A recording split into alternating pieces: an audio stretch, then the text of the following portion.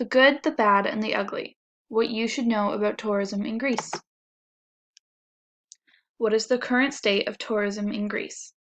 According to the Greek travel pages and data from the Institute of Hellenic Tourism, Greek tourism revenue was up 13% in the first 4 months of 2019 in comparison to the previous year. This means that tourism rates in Greece are growing. Tourism to Greece has been on the uprise for the previous 5 years, and while this year's statistics are a little lower and less dramatic than previous years, it's still looking to be a very good year for tourism in Greece. What are the limits on tourism to Greece? It's very easy to visit Greece with only a few entry limitations as listed here.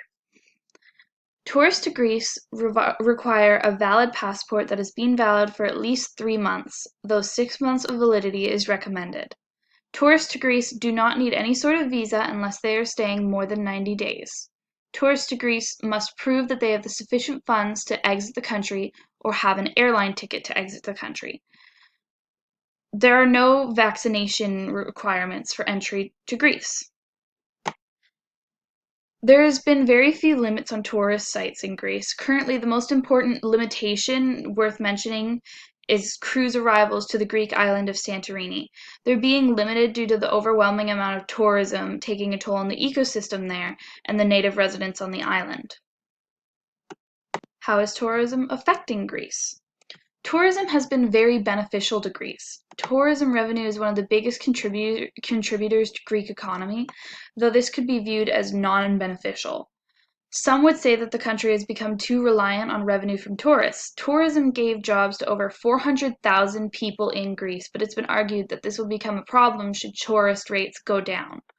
The Ministry of Tourism has mentioned that tourism is fueling the country's growth, and the ministry seems unconcerned about the possibility of tourism changing their culture or affecting their country negatively.